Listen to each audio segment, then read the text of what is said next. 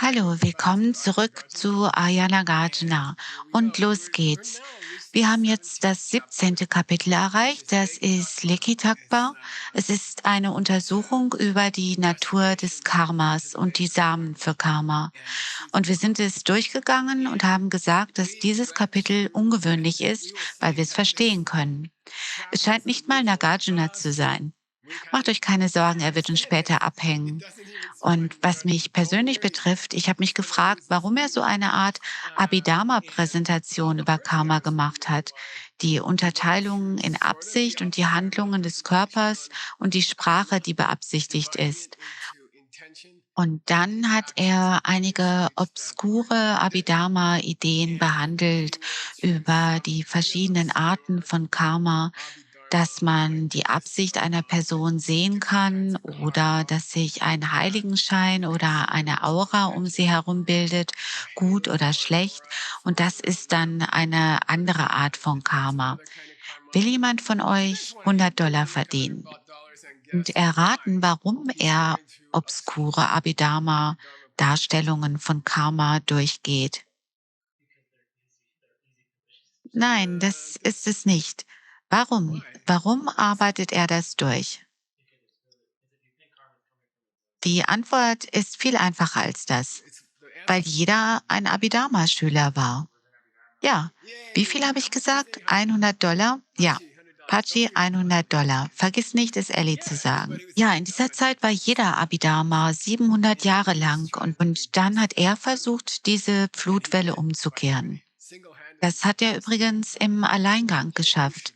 Er stand vor einem ganzen Meer von Buchhaltern aus der Abhidharma-Schule und er hat sie alle zu Hippies gemacht. Yay! Also wie auch immer. Hier macht er das also und wir haben uns gefragt, wenn ihr euch erinnert, warum er nicht einfach die 10 guten Taten beschreibt und die 10 schlechten Taten und rate mal, was er als nächstes macht. Bist du bereit?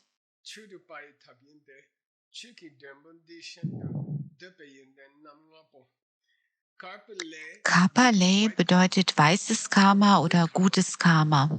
Lam Chupo, die 10 Pfade, die 10 guten Taten. Die 10 Gebote werden im Buddhismus die 10 Pfade des weißen Karma genannt.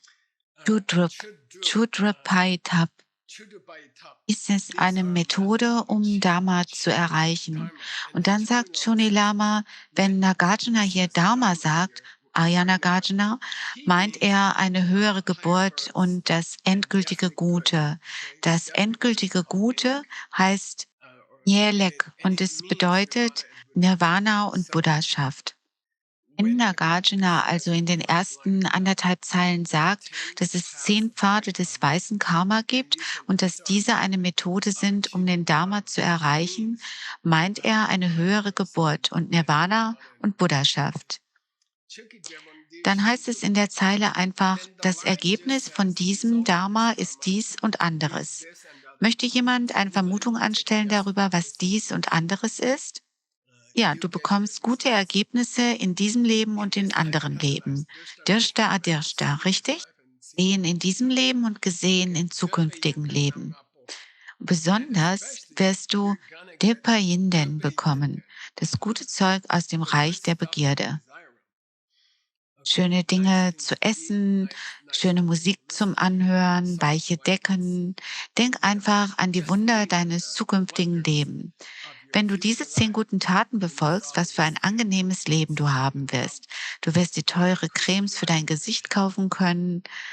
Und ich weiß nicht, wie es dir geht, aber ich fange an ich bin wie, es scheint nicht, es sieht Nagarjuna nicht ähnlich zu sagen, du wirst ein neues Auto bekommen und vielleicht dein Haar wird nachwachsen. Du wirst Energie haben, verstehst du? Und dann erfahren wir von Johnny Lama, dass er Kritik übt. Okay? Kapiert? Er sagt, oh, großartig, die 10 guten Taten. Was? Mehr Geld, mehr Auto, mehr Haare. Du wirst gesund sein. Und dann erfahren wir von Johnny Lama, dass Nagarjuna praktisch sagt, schau, wie die Leute über Karma reden. Schau mal, wie diese Leute über Karma reden. Sieh dir die Zwecke an, die sie mit Karma erreichen wollen. Und dann kritisiert er sie. Und was er kritisiert, ist tiefer, als man denkt. Es ist gut, eine Menge Geld zu bekommen. Es ist in Ordnung, ein schönes Auto zu haben. Es ist gut, eine gute Wohnung zu haben. Aber es ist nicht in Ordnung zu denken, dass es eine selbst existierende Beziehung zwischen dem Tun der 10 und dem Erhalten dieser Dinge gibt. Ist es in Ordnung, eine schöne Wohnung zu haben? Ja. Kann ich ein größeres Bankkonto haben? Ja, das ist in Ordnung. Du kannst mehr Leuten helfen. Kann ich ein großes Auto haben? Ja, du kannst mehr Leute unterbringen oder zu Partys in John Bradys Haus gehen. Und dann? Aber wenn du denkst, es gibt eine selbst existierende Verbindung zwischen dem Helfen anderer Menschen oder dem Rezitieren des Medizin-Buddha-Mantras und dem Erlangen all dieser schönen Dinge, wenn du denkst, dass diese Verbindung nicht von dir kommt, dann passiert etwas im nächsten Vers. Der nächste Vers enthüllt also sozusagen das, worüber wir wirklich nachdenken. Übrigens, ich mag das, Chuni Lama sagt, er hat eine Randbemerkung, einen Kommentar zu diesem letzten Vers. Und da ist dieses Bild von dem Typ mit den Flugtickets und er sagt, übrigens, dieser Vers ist im Allgemeinen eine Kritik an Leuten, die sich auf Karma konzentrieren, um etwas zu bekommen. Nicht, weil die Sachen falsch sind, sondern weil ihr Gefühl bezüglich der Verbindung zwischen Karma und dem Zeug zu fest ist. Sie verstehen die Leerheit dieser Verbindung nicht. Er sagt, das ist in Ordnung. Wir können auch sagen, wir könnten eine weitere Zeile hinzufügen zu dem Vers, die besagt, dass du ein Haus bekommen wirst, du wirst eine Wohnung bekommen, du wirst gesund sein und du wirst erleuchtet. Er sagte, wenn es nach mir ginge, hätte ich dem Vers erleuchtet angefügt. Achte also einfach auf den Typ mit dem Flugticket und dem Reisepass. Das ist ein Reisepass zur Erleuchtung. Das kommt auch von den 10 guten Taten. Der nächste Vers offenbart dann Nagarjunas Meinung über den letzten Vers. Und jetzt geht es los.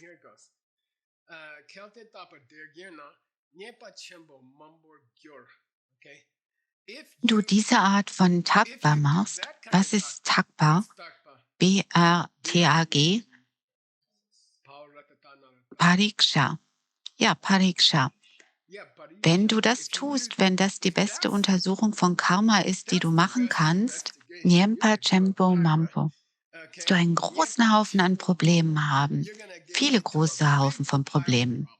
Nagarjuna ist also, der andere Kerl kann ihn praktisch vor sich sehen. Er sagt, nun, ich habe nur gesagt, dass du die 10 guten Taten tun sollst, weil du dann eine Menge Geld verdienen kannst und so. Er sagt, Gott, denk mal, wenn du die Pariksha machst, oh, große Schwierigkeiten, große Probleme werden daraus entstehen. Medizin-Buddha-Mantra zu machen, weil du denkst, dass du später gesund sein wirst, nur dafür und so zu denken, dass so ein Zusammenhang besteht zwischen dem Mantra und der guten Gesundheit. Nyepa Chempo Mangpo Gyur. Später eine Menge Probleme bekommen. Was zum Beispiel? Dann geht Nagarjuna weiter. Er sagt, deine Art von Pariksha ist ein Anti-Pariksha. Okay? Deine Untersuchung ist eine Estupido-Untersuchung. Okay, verstanden? Das ist die Untersuchung eines Idioten. Was ist das? Du wirst Karma benutzen, um etwas Geld zu bekommen oder um dein Haar zu verbessern oder so. Es ist übrigens nebenbei bemerkt nicht falsch, Geld zu bekommen, nicht falsch, Haare zu bekommen. Nur falsch zu denken, dass es einen automatischen Zusammenhang gibt. Es geht darum, wie man über das Mantra denkt. Es ist nicht das Mantra. Na gut. Ich habe 2 Kinder hier, das sind Zwillinge. Und wenn du sie siehst, nimmst du an, dass es ein Bild von Zwillingen ist. Aber das ist vielleicht eine Vermutung. Es sind vielleicht gar keine Zwillinge. Sie sehen sich vielleicht nur ähnlich. Ja, du kannst das Mantra machen und es könnte etwas passieren. Aber gibt es eine Verbindung zwischen den beiden? Ist es wirklich das, was man zu sehen glaubt? Na gut, das bringt uns zum nächsten Vers.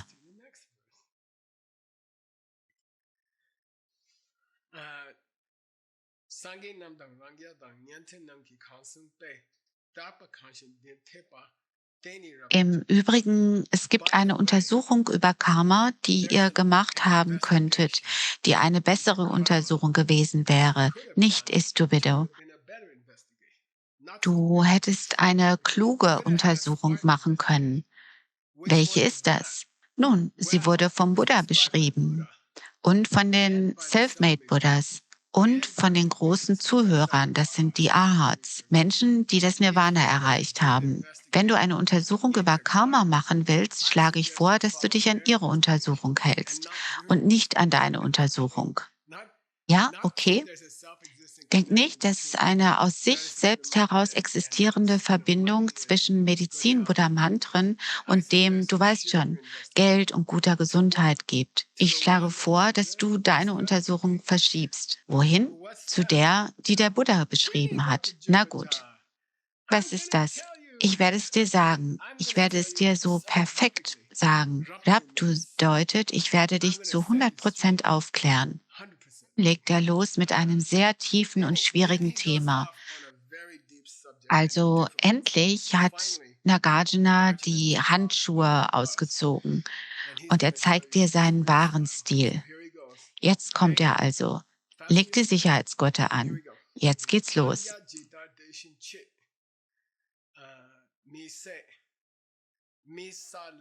Es gibt eine Reihe von Problemen bei den geschnitzten Vorlagen, aber ich habe es herausgefunden. Ja, bedeutet also einen Vertrag. Und es wird oft für Kredite verwendet. Wenn man vor 2000 Jahren Geld geliehen hat, musste man ein Panya unterschreiben. Oder wenn man heiratet, muss man ein Panya unterschreiben. Es könnte also ein Ehevertrag sein und es könnte ein Darlehensvertrag sein. Er sagt hier, Panya Jita Deshin Che. Und man muss über die Zeilen hinweg lesen. Du musst Chumisa sagen. Ihr kennt Chumisa. Das habe ich euch im Lamrim beigebracht. Immer und immer und immer wieder. Gesetze des Karma, Chepa Sumisawa. Vierte der Gesetze des Karma. Wenn du etwas tust, wirst du ein Ergebnis erhalten. Chepa Chumisawa. Wörtlich bedeutet Chepa, wenn du etwas tust.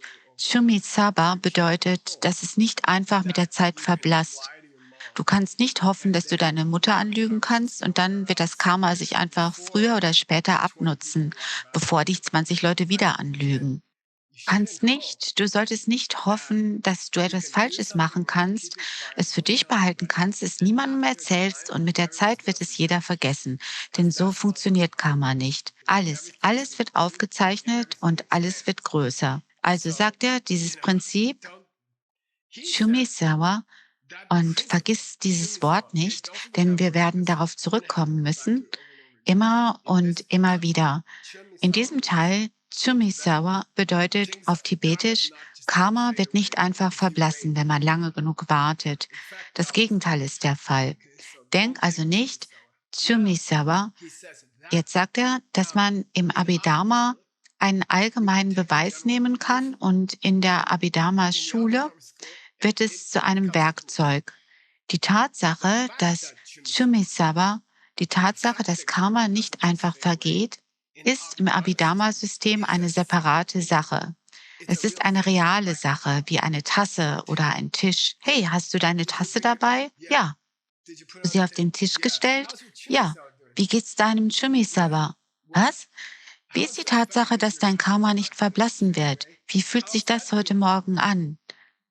Und in der Tat, im Abhidharma-System, jedes Mal, wenn man etwas tut, nennt man auch ein Chumisaba. Wenn du Geld ausgibst, machst du Chumisaba. Verstanden? Du machst etwas Nettes für jemanden und bekommst ein weiteres Chumisaba. Hier ist ein weiteres Chumisaba. Das bedeutet, dass diese gute Tat nicht einfach verschwinden wird. Es kann also für gute Taten oder schlechte Taten sein. Und das machen sie im Abhidharma. Die Idee von Toppa. Wenn man Nirvana erreicht, was verbindet dich mit dem Nirvana? Dann gibt es in der Tat ein Problem im Abhidharma, weil du nicht mehr da bist. Dann musst du eine Errungenschaft bekommen. Und es ist eine Entität. Es ist wie eine Tasse. Hast du eine Errungenschaft? Hast du gestern Nirvana erreicht? Ja. Haben sie dir eine Errungenschaft gegeben?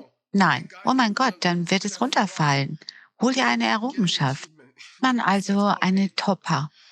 Jetzt werden wir weitergehen zu einem Thema namens, wie sagt man auf Englisch? Chumisawa, es geht nicht weg. Hast du ein Es geht nicht weg bekommen?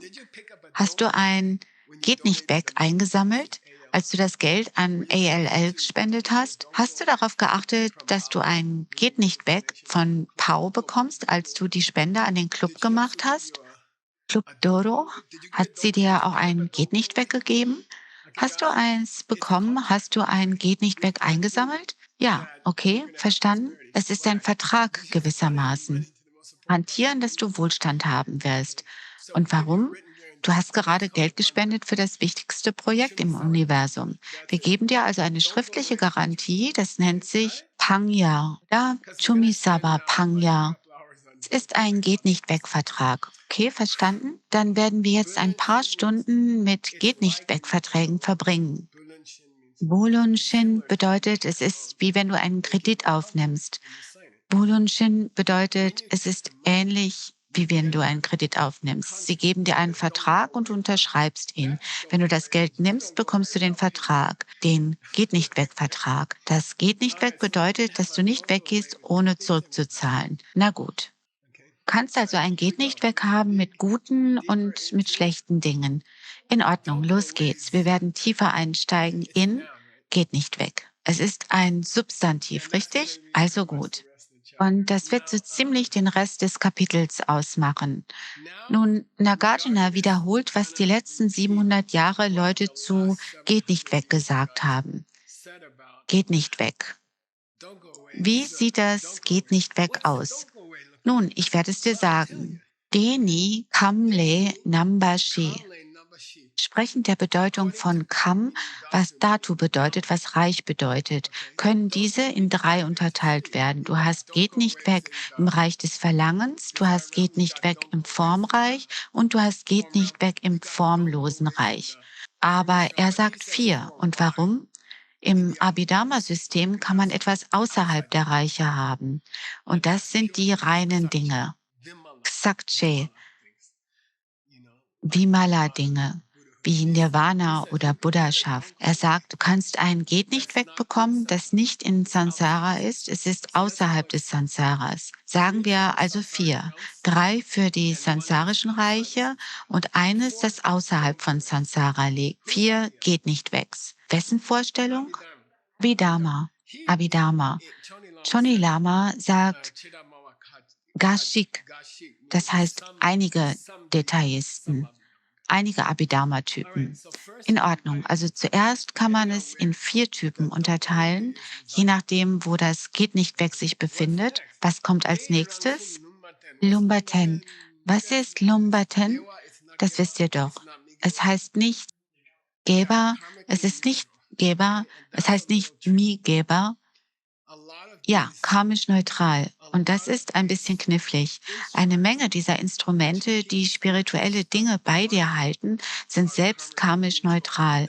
Also ist ein Geht nicht weg, ein Vertrag, ist weder gut noch schlecht.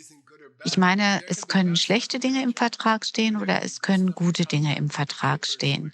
Aber das Papier, so wie das Instrument, das Fahrzeug für den Vertrag, der ein Geht nicht weg ist neutral. Es ist wie Papier. Du kannst etwas Böses auf das Papier schreiben oder du kannst etwas Nettes auf das Papier schreiben. Aber das Geht nicht weg ist neutral. Und es könnte ein schlechtes sein oder es könnte ein gutes sein. Na gut, nächster Vers.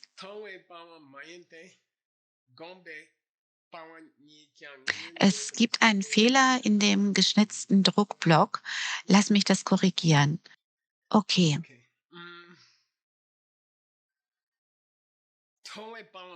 Sehr wichtig, es wird nicht von Tunglam beseitigt.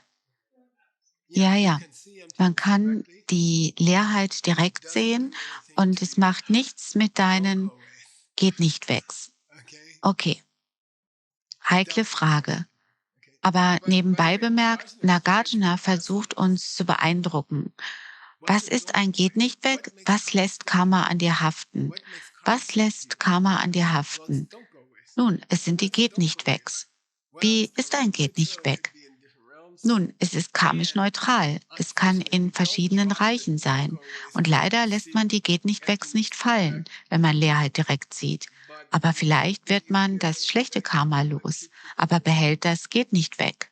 Ja, okay. Wir sind uns noch nicht ganz sicher. Okay. Und es wird durch den Pfad der Gewöhnung eliminiert. Für $100 sag mir, warum das so sein sollte. $100. Vergiss nicht, in welcher Schule wir sind. Vergiss nicht, in welcher Schule wir sind. Und was ist, wenn ich sage, dass ein geht nicht weg eliminiert werden kann am Ende des Pfads der Gewöhnung? Und warum? Was geschieht dort? Untere Schule, Ende des Leidens. Ich will mehr Präzision. Bei $100 brauche ich mindestens 2 Wörter. Untere Schule. Okay, ich reduziere auf $50. Bam Rikyu Chipper. Verbrechung des Flusses von Pembo and Rigpa. Unteres Nirvana. Für $12? Vergiss die Wette. Pembo bedeutet dein materieller Körper und Rigpa bedeutet dein Geist. Yun Chepa bedeutet in der unteren Schule erlischst du einfach.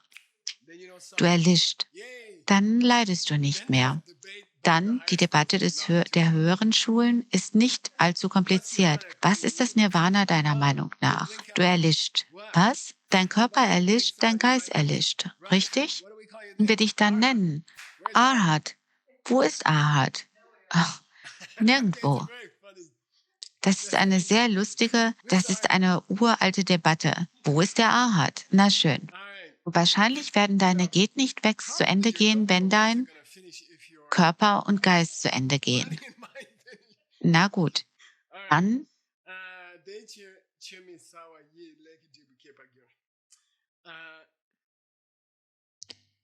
vergesst nicht, wir hatten dieses Problem zu sagen, ob sich der karmische Samen ändert, richtig? Sorry, wenn er sich nicht ändert, kann es kein Ergebnis geben.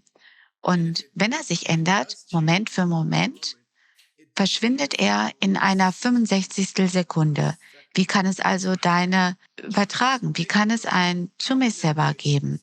Wie kann es ein, wie nennen wir es, geben? Nein, wie lautet das Wort, was wir benutzen? Können die geht nicht wegs mit der Zeit fließen, wenn er augenblicklich existiert und vergeht, Moment für Moment. Dann sagt er hier, Dechi Chumi Sabaye. Es ist nicht der karmische Samen, der das karmische Ergebnis erzeugt. Es ist das geht nicht weg. Die Samen kommen und gehen, aber das geht nicht weg bleibt. Und dann, wenn der Samen verschwindet, bleibt das geht nicht weg bei dir. Und das geht nicht weg gibt dir später das Geld, nachdem du eine Spende gemacht hast. Verstehst du? Die geht nicht wegs können bleiben. Verstanden? Das ist okay. Ich kann sehen, dass du beeindruckt bist von dieser Idee.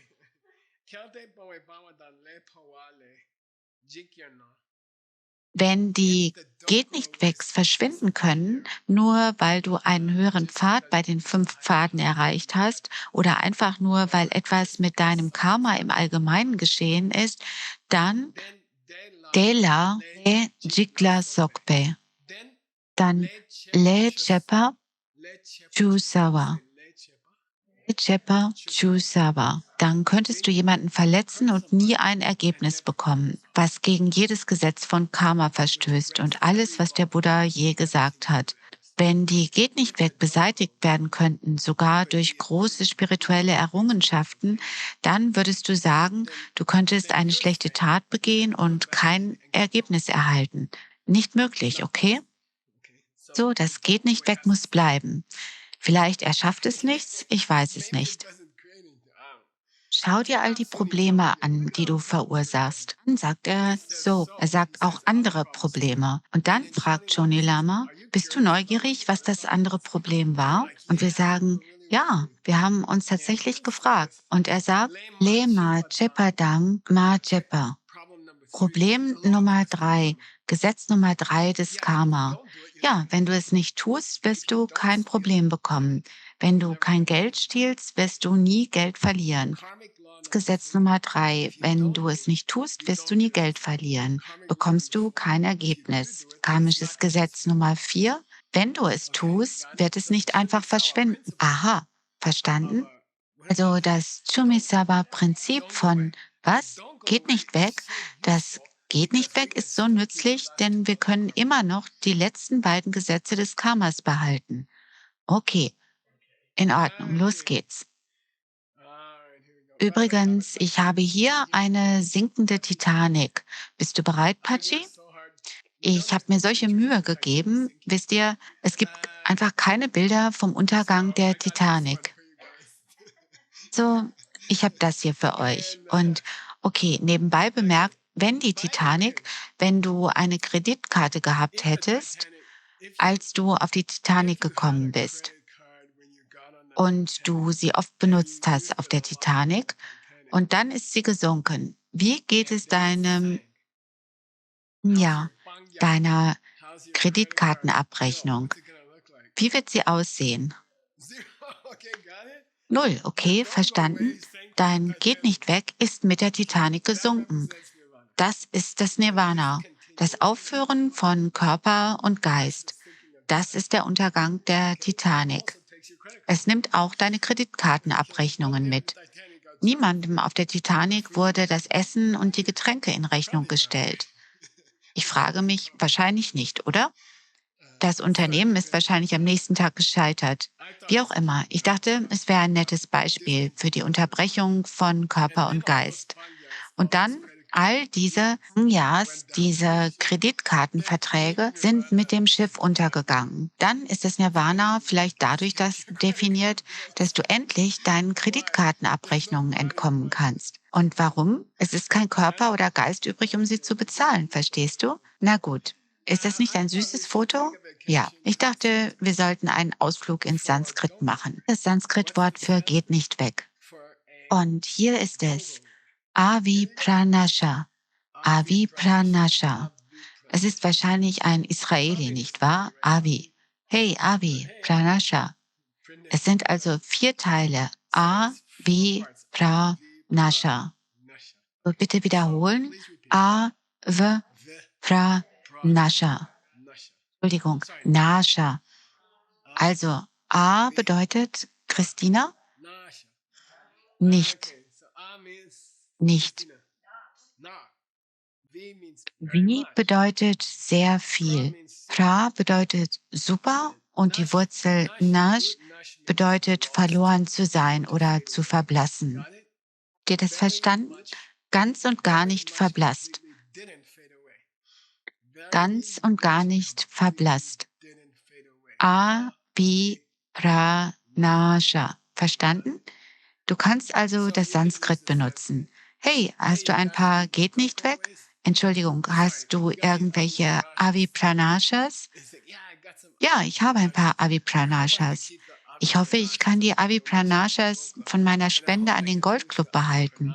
Und ich hoffe, ich kann die Avipranashas loswerden, wenn ich das Nirvana erreiche von all meinen Kreditkartenschulden. Na gut, also lern das Wort. Im Allgemeinen ist Nash die Wurzel im Sanskrit und es bedeutet zerstört zu werden oder verloren zu gehen. Es ist wahrscheinlich verbunden mit nicht. Also gut, nächster Vers. Übrigens ist es ein langes Kapitel. Es tut mir leid, aber ich weiß, dass ihr fasziniert seid. Okay, also, jetzt sagt der andere Typ, nun, wenn du deine Avipranashas verlieren kannst, es klingt wie ein jüdisches Gebäck. Richtig? Ich weiß nicht. Wo ist diese nette Bäckerei? Ist sie noch da? In der zweiten Straße? Ja? Nein? Weißt du, das Geschäft war immer geöffnet und geschlossen die ganze Zeit über. Nein, aber es war ungefähr 100 Jahre da. Ja, hoffentlich öffnet es wieder. Wie auch immer, du kannst dort ein paar Abhipranashas abholen. Wie auch immer, der Typ sagt, okay, ich verstehe, dass wenn die Titanic sinkt, alle Kreditkartenabrechnungen verschwinden. Aber was ist mit einem Leben zum nächsten Leben? Verlierst du deine Abhipranashas, wenn du in ein neues Leben springst? Wenn du die Grenze überschreitest? Nyingzam Jorba. Neue Wiedergeburt. Kommen dann die Avipranashas mit dir? Kommen die Geht nicht wegs mit dir oder nicht? Was vermutet ihr? Sie gehen also weg? Nein, sie gehen wahrscheinlich nicht weg. Andernfalls gäbe es kein Karma im nächsten Leben. Okay, hier ist die richtige Antwort. Wenn man von der gleichen Wiedergeburt zur gleichen Wiedergeburt, wenn du von Mensch zu Mensch gehst, behältst du deine Avipranashas. Oder wenn man vom Reich der Begierde zum Reich der Begierde geht, behältst du deine Avipranashas. Könnte also sein, dass einige ihre Avipranashas nicht behalten, wenn sie in einen anderen Bereich wechseln, weil diese Devas nicht die offensichtlichen Leiden haben werden, die man gehabt hätte, wenn man im Menschenreich geboren worden wäre. Richtig? Vom Menschenreich ins Menschenreich gegangen wärst, würdest du einiges an groben Leiden erfahren, die Devas nicht haben.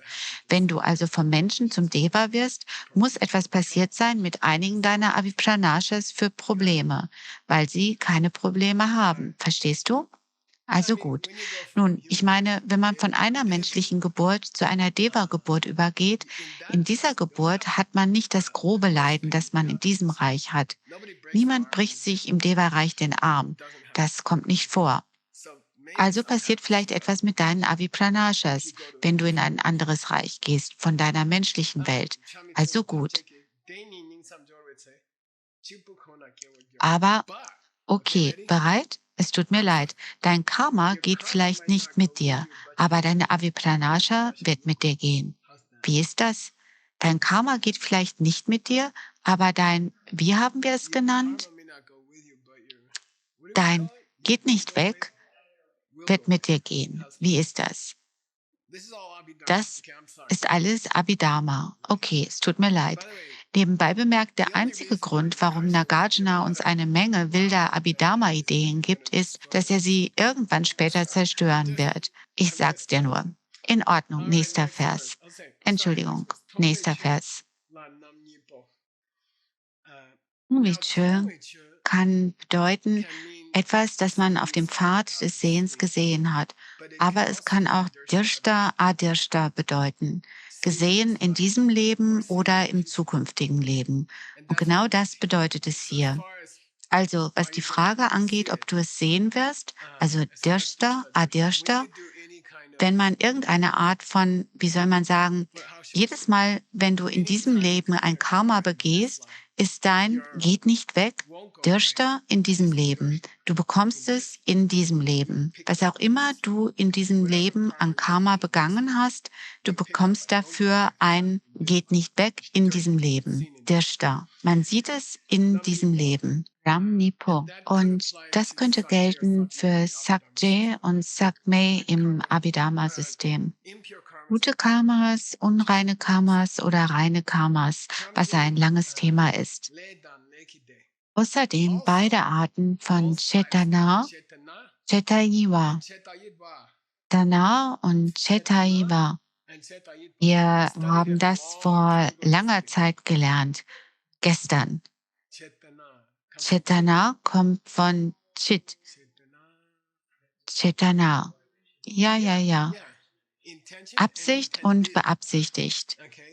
Deine Unterteilung sagt dir, ob du geistig ein Karma begehst oder ob du ein Karma begehst aufgrund dessen, was du gedacht hast. Für beides bekommst du trotzdem ein geht nicht weg.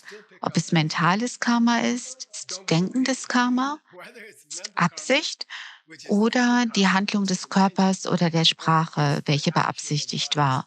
Du bekommst immer noch ein geht nicht weg. Das sind alle Details von geht nicht weg. Avipranasha.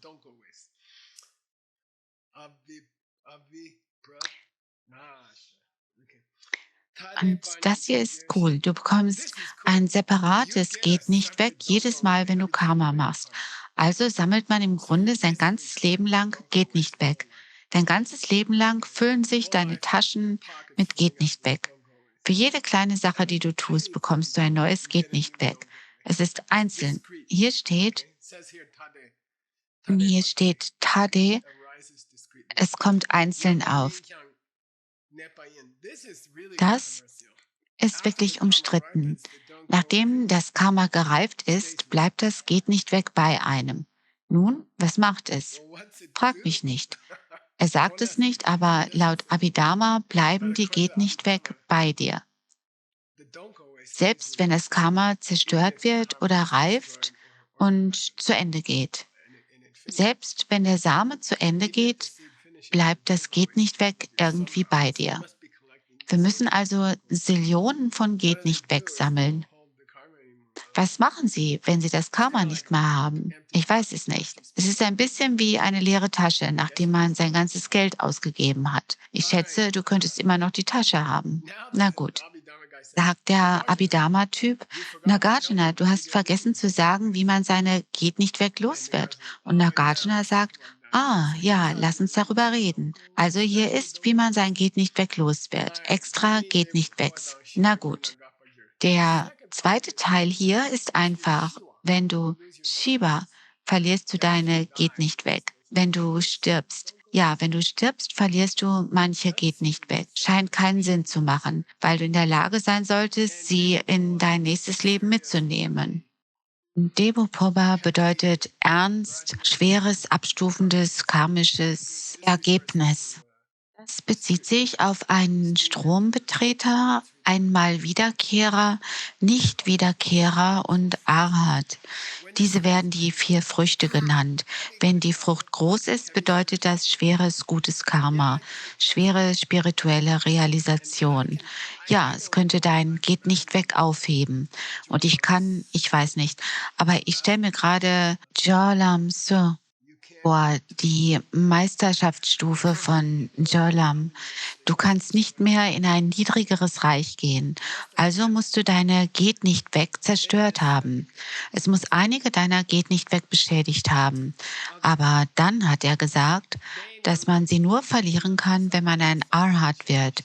Ich weiß es nicht. Na gut. Du kannst erleuchtete Geht nicht weg haben, sansarische Geht nicht weg haben. Alle im Raum schlafen ein. Mal sehen, ob wir weitermachen können. Ich mag dieses Bild. Okay, Pachi? Ich habe das Haus von meinem Lama gebaut. Ich habe gebraucht. Oh, warte, da ist noch ein Bild von ihm. Ja, ich habe das Haus meines Lamas gebaut. Ich habe dafür bezahlt und ich habe es gebaut. Und niemand ist gekommen, um mir zu helfen. Ich meine, ein Typ hat mir geholfen, einen Tag lang oder so. Ich war also auf dieser hohen, es ist 2 Stockwerke hoch. Ich war oben in der dritten Etage auf der Leiter und ich werde es nie vergessen, es war im Winter, mitten im Winter. Ich bin oben auf der Leiter und streiche das Haus und dann kamen diese Leute, alte mongolische Männer und sie haben gesagt: „Hey Mike“, und ich habe gesagt: „Was?“ Er hat gesagt: „Ich muss zum Laden gehen.“ Ich habe gesagt: „Ich streiche das Haus und niemand hilft mir zu streichen.“ Und er sagte: „Aber ich gehe zum Laden, ich brauche eine Mitfahrgelegenheit.“ Und ich war der Chibeta, das öffentliche Pferd der ganzen Gemeinde, wie auch immer. Und warum spreche ich darüber?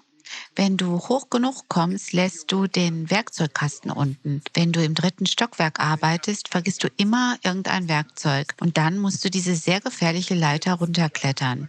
2 Stockwerke, den Schraubenzieher holen und wieder nach oben gehen. Und dann hast du die Farbe vergessen und du bist ganz allein. Was ich damit sagen wollte, ist, wenn du hoch genug kommst, kannst du einige deiner geht nicht wegs unten lassen. Ich weiß nicht wieso dieses Bild. Na gut, gehen wir zum nächsten Vers. Also fangen wir an zu sagen, wir fangen an zu denken, diese ganze geht nicht weg Sache wird langsam ein wenig unangenehm.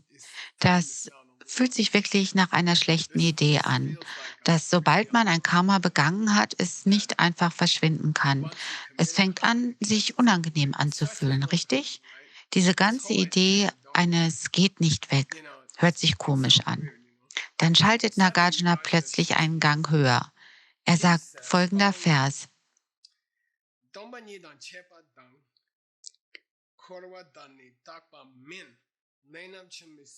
Wer hat geht nicht weg gelehrt?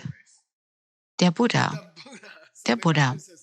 Nagarjuna sagt also, hey, denkt nicht, dass geht nicht weg eine dumme Idee sind. Es gibt ein echtes geht nicht weg. Er scheint einen anderen Gang einzulegen hier. Er sagt, pass auf, ich kenne euch jetzt. Ihr habt nicht viel Respekt vor geht nicht wegs. Aber es gibt ein echtes geht nicht weg. Lass mich euch etwas erzählen über das echte geht nicht weg. Und dann beginnt er es zu beschreiben. Ani, glaube nicht, dass nur weil etwas leer ist, es die geht nicht weg zerstören wird. Geht nicht weg gibt es tatsächlich und sie sind leer. Aber das bedeutet nicht, dass sie deinen Samen nicht aufbewahren. Okay, oder? Glaube nicht, dass geht nicht weg dein Karma nicht über mehrere Leben hinweg bei dir halten können, nur weil sie leer sind. Das ist ein Missverständnis von leer. Wenn ich sage, dass ein geht nicht weg leer ist, meine ich nicht, dass es nicht funktioniert, weil ihr immer denkt, dass jedes Mal, wenn ich leer sage, ihr denkt, dass es nicht mehr wichtig ist. Aber wenn ich leer sage, meine ich, es ist wichtig. Geht nicht weg sind leer. Deshalb lernt ihr besser etwas über sie und respektiert sie. Denn das bedeutet, dass sie funktionieren. Es bedeutet nicht, dass sie nicht funktionieren. Das ist also das Erste, was Nagarjuna zu sagen hat. Chepa. Chepa bedeutet, wenn wir, wenn man den Fluss von etwas unterbricht, wie auch immer, wenn, sagen wir mal, abschneidet, beenden, ja, abbrechen. Es sollte Chepper sein. Oh, das ist, ja, das ist sicherlich ein Fehler. Übrigens, ich habe die Tenure-Version und die Version von Shoni Lama gemischt, damit ich Probleme erkennen kann. Ich habe die Version von Shoni Lama und ihr habt die Tenure-Version. Und der Grund, warum ich das gemacht habe, ist, damit ich eventuelle Probleme erkennen kann. Also jedenfalls Shepherdang, denke nicht, nur weil es leer ist, dein geht nicht weg einfach verschwinden wird. Chepper, kürzen. Wir hatten die beiden Extremer, zu denken, dass die Dinge unveränderlich sind und zu denken, dass Dinge einfach aufhören. Dritte Sache, Korba. Du findest es besser heraus, diese geht nicht weg Sache, sagt Nagarjuna. Zuallererst, weil der Buddha es gesagt hat und zweitens, weil es der König von Sansara ist. Es regiert Sansara. Geht nicht weg, hält Sansara am Laufen. Sie sind die Busfahrer für Sansara. Die geht nicht weg in deiner karmischen Tasche, sind der Busfahrer deines Sansaras. Also finde es verdammt nochmal besser heraus, denn sie halten deine Karmas bei dir. Du solltest es also besser herausfinden. Er sagt also, das ist kein Quatsch, das ist real. Der Buddha hat darüber gesprochen. Wir müssen es herausfinden, weil sie für euer Leiden verantwortlich sind. Letzte Sache. Hakpamen. Glaubt nicht, dass sie sich nicht verändern.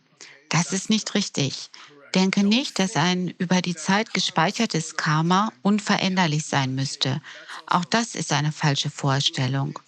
Der Buddha hat gesagt, dass Karma über die Zeit gespeichert werden kann und zu einem zurückkommt.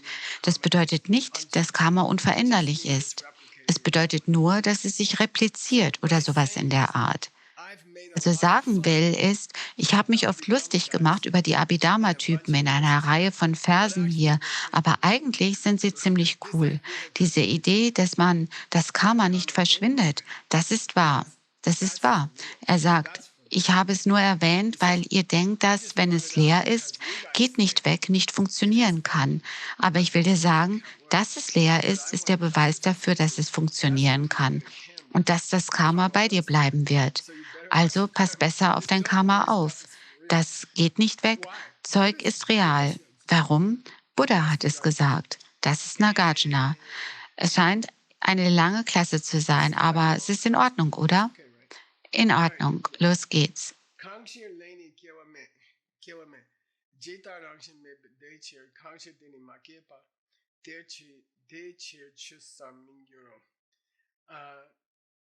Dann geht Nagarjuna darauf ein, warum ein Geht nicht weg funktionieren sollte. Nagarjuna geht darauf ein, warum ein Geht nicht weg funktionieren sollte. Er sagt, Leni Kyebame, Wegs funktionieren, weil du kein Karma machen kannst. Geht nicht weg funktionieren, weil du kein Karma machen kannst und meint damit, welches aus sich selbst heraus existiert. Er rastet aus und sagt, endlich, ich habe dich verwirrt. Ich sage es noch einmal. Geht nicht weg, funktionieren, weil du kein Karma machen kannst. Geht nicht weg, funktionieren, weil du kein Karma machen kannst. Warum? Weil Karma keine eigene Natur aus sich selbst heraus hat. Es kommt aus deinem Samen, weil du kein Karma machen kannst. Wird es bei dir bleiben, ohne zu verschwinden. Weil du kein Karma machen kannst, wird es bei dir bleiben und kann nicht einfach verschwinden. Weil du kein Karma machen kannst, bekommst du, geht nicht weg. Verstanden? Weil du kein Karma machen kannst, bekommst du diese geht nicht wegs. Und das klingt, als ob Karma und geht nicht weg das gleiche ist. Geht nicht weg hält Karma auf Christina, wer auch immer Christina ist. Wie Klebstoff? Ja, es ist wie Kleber. Es ist eine sehr Abhidharma-Idee. Übrigens, wenn ihr etwas bekommen wollt, wenn ihr wirklich Fragen stellen wollt, wie bleibt der Kleber an dir dran? Richtig. Dann sagen sie Abhidharma Toppe, Topper. Man braucht einen Kleber für den Kleber. Und dann fragt der andere Typ, hast du Toppe, Topper, Topper? Hast du Klebstoff für den Kleber, für den Kleber? Und sie sagen, nein, es endet beim Kleber für den Kleber. Okay, okay. Also mach dir keine Gedanken. Du brauchst keinen Kleber für deinen Kleber. Du brauchst keinen Kleber für deinen Kleber. Aber du brauchst Kleber für deinen Kleber. Na gut. Ich mag dieses nächste Bild. Es heißt die Regeln.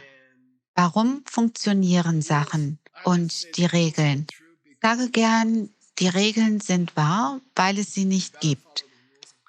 Du musst die Regeln des Karma befolgen, weil es sie nicht gibt. Das heißt, sogar die Gesetze des Karma kommen von dir. Nun, dann, Geshe-la, sollte man sie anpassen können. Wenn die Gesetze des Karma von mir kommen, dann sollte ich in der Lage sein, eine gute Tat zu begehen und ein schlechtes Ergebnis zu erhalten. Du weißt schon, unter merkwürdigen Umständen. Wenn es von mir kommt, dann sollte ich in der Lage sein, mit den Gesetzen des Karma zu spielen. Und das ist ein Trugschluss. Die Tatsache, dass etwas von dir kommt, bedeutet nicht, dass du es ändern kannst, dass es keine Muster gibt, dass es keine unvermeidlichen Muster gibt. Die Tatsache, dass etwas von dir kommt, ist kein Beweis, dass es keine unvermeidliche Muster im Leben gibt. Und dass, wenn du jemanden verletzt, du verletzt wirst. Machst du dieses Gesetz? Ja. Kannst du dieses Gesetz ändern? Nein. Nun, wenn es von mir kommt, kann ich es ändern. Tja, nicht unbedingt. Ja, wir werden darüber reden. Es ist eine schwierige Klasse. Hör sie dir ein paar Mal an. Wir sind noch nicht fertig mit unserer Untersuchung des Karma. Wir haben noch eine Klasse vor uns. Bis zum nächsten Mal.